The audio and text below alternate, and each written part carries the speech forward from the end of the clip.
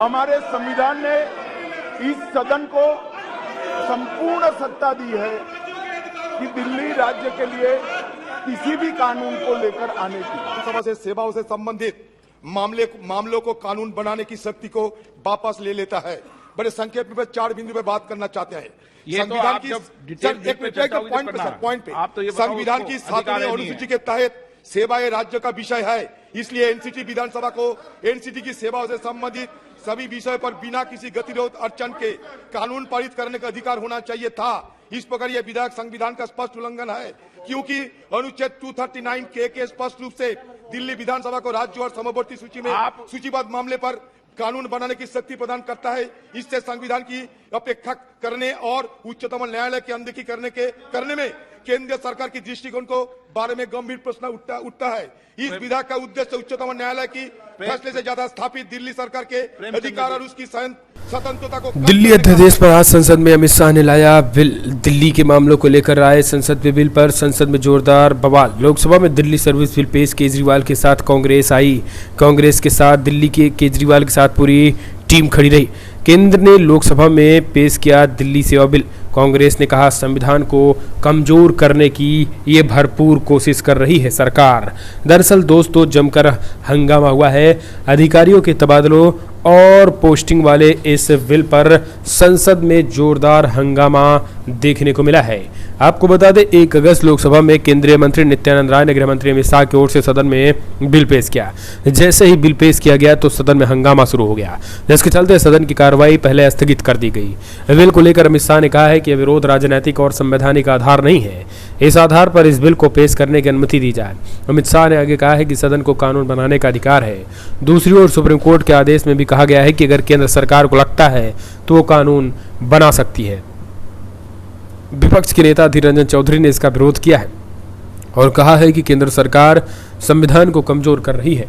अधीर रंजन ने यह भी कहा है कि ये दिल्ली सरकार के अधिकारों को कम करने का प्रयास है। उन्होंने कहा है कि बिल सुप्रीम कोर्ट के फैसले के खिलाफ है। सुनिए कैसे जमकर जो है वो अधीर रंजन चौधरी ने अमित शाह पर जो मुद्दे संसद के नियमों के अनुसार उठाए गए, मैं इसकी स्पष्टता इस महान सदन के सामने करना चाहता हूं। माननीय अध्यक्ष 239 क और क के अंतर्गत ख, इसमें स्पष्ट उल्लेख है संविधान में कि उपखंड क की किसी बात से संघ राज्य क्षेत्र या किसी भी भाग के लिए किसी भी विषय के संबंध में इस संविधान के अधीन विधि बनाने की संसद की शक्ति का अल्पीकरण नहीं हो सकता। इसका मतलब है हमारे संविधान ने इस सदन को संपूर्ण सत्ता दी है कि दिल्ली राज्य के लिए किसी भी कानून को लेकर आने की।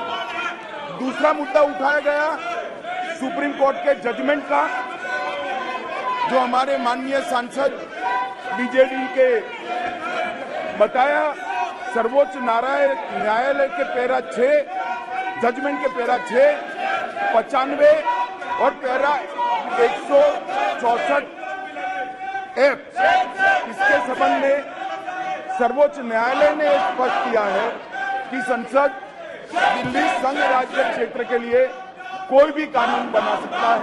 अतः ये सारे जो ऑब्जेक्शन लिए गए हैं वो राजनीतिक है, इसका कोई संवैधानिक आधार नहीं है।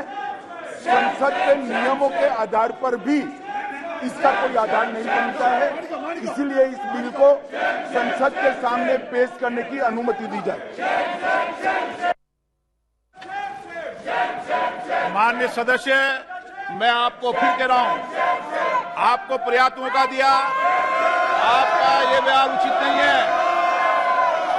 मैं फिर बता रहा हूं आपको, देश पूरा देख रहा है, आप संसद के अंदर इस तरीके का व्यवहार करते हैं, ये उचित नहीं है। प्रश्न ये कि विधेयक को प्रस्तावित करने की अनुमति प्रदान की जाए। जो सदस्य इसके पक्ष में हाँ गए, जो सदन विरोध में ना गए, मेरे विचार में निर्णय हाँ वालों के पक्ष में, हाँ वालों के पक्ष में माननीय मंत्री जी विधेयक को प्रस्तावित करें। सेवाओं से संबंधित मामलों को कानून बनाने की शक्ति को वापस ले लेता है। बड़े संक्षेप में 4 बिंदु पे बात करना चाहते हैं। संविधान की पॉइंट पे संविधान की 7वीं अनुसूची के तहत सेवाएं राज्य का विषय है, इसलिए एनसीटी विधानसभा को एनसीटी की सेवाओं से संबंधित सभी विषयों पर बिना किसी गतिरोध अड़चन के कानून पारित करने का अधिकार होना चाहिए था। इस प्रकार यह विधेयक संविधान का स्पष्ट उल्लंघन है, क्योंकि अनुच्छेद 239 के स्पष्ट रूप से दिल्ली विधानसभा को राज्य और समवर्ती सूची में सूचीबद्ध मामले पर कानून बनाने की शक्ति प्रदान करता है। इससे संविधान की अपेक्षा करने और उच्चतम न्यायालय की अनदेखी करने में केंद्र सरकार की दृष्टिकोण को बारे में गंभीर प्रश्न उठता है। इस विधेयक का उद्देश्य उच्चतम न्यायालय की फैसले से ज्यादा स्थापित दिल्ली सरकार के अधिकार और उसकी स्वतंत्रता को कम करने का है। उच्चतम न्यायालय के फैसले को बदलने की कोशिश कर और दिल्ली सरकार के मामले में हस्तक्षेप कर केंद्र सरकार संघवाद के सर आई राइज टू आप बोलना, जब बिल पे डिबेट हो तो आप जितनी देर कहेंगे आपको पर्याप्त मौका देंगे। आप अभी विषय क्या है कि विधायी पावर है नहीं, ये विषय है ना, आप विद्वान है ना। हाँ बोले आप, हाँ बोलने का जब इच्छा तो भी नहीं बोलने का मौका मिलेगा। आपको पर्याप्त ये क्या बात है सर? बोलेंगे सर। ये 4 संक्षिप्त 4 बिंदु पे सर, एक बिंदु अब पता नहीं आप माइक दिया, माइक चालू है आपका? नहीं, ये तो अभी चालू किया सर, दोबारा पढ़ना पड़ता है। आदत मत बनाओगे। इस विधेयक का उद्देश्य उच्चतम न्यायालय की फैसले से जता स्थापित दिल्ली सरकार के अधिकार और उसकी स्वतंत्रता को कम करना है। उच्चतम न्यायालय की फैसले को बदलने की कोशिश कर और दिल्ली सरकार के मामलों में हस्तक्षेप कर केंद्र सरकार संघवाद के उस महत्व को कमजोर करना चाहती है जो हमारी मजबूत और कार्यतक लोकतंत्र के लिए आवश्यक है। 3 नंबर सर, आप विधायक और अध्यादेश उच्चतम न्यायालय की इस फैसले को निष्प्रभावी करने का प्रयास करते हैं, जिसमें दिल्ली सरकार की शक्तियां को बहाल करते हुए कहा गया था कि अगर सरकार को अपने नौकरों पर नियंत्रण नहीं।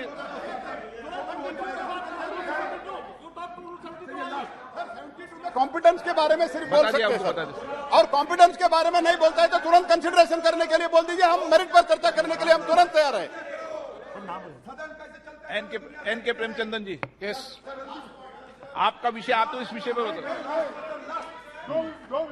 लास्ट सर, यह विधेयक दिल्ली में उपराज्यपाल के अधिकार का विस्तार करता है।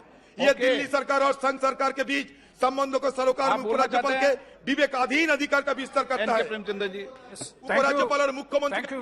Thank you very much speaker साहब।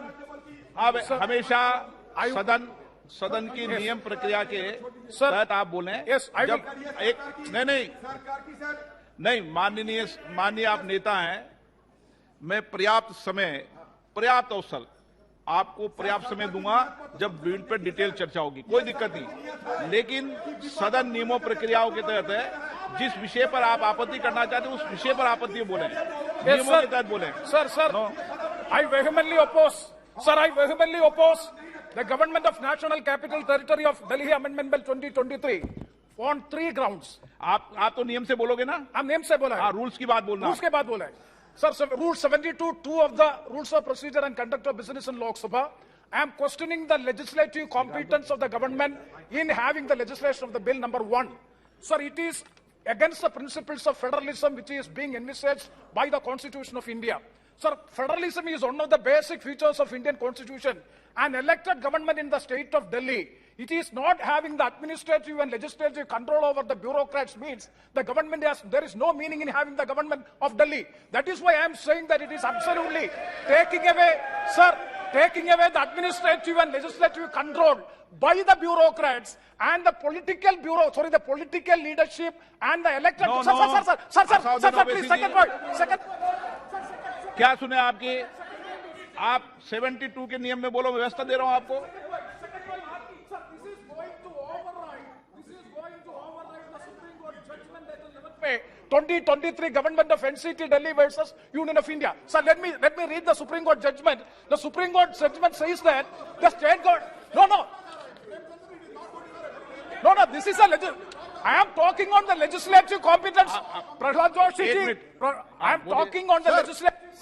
Sir, Rule 72 says if a motion to leave the introduced the bill is opposed, the Speaker, if thinks fit, after permitting the brief statement from the member who opposes the bill, the motion and the member who moved the motion may without further debate put to the motion, provided that where the motion is opposed on the ground that bill initiate the legislation outside the legislative competence of the House, the Speaker may permit the full discussion. Sir, it doesn't. It is Parliament is fully competent to pass this bill. If they want to talk on the merit, let them discuss when there is a consideration and passing, sir.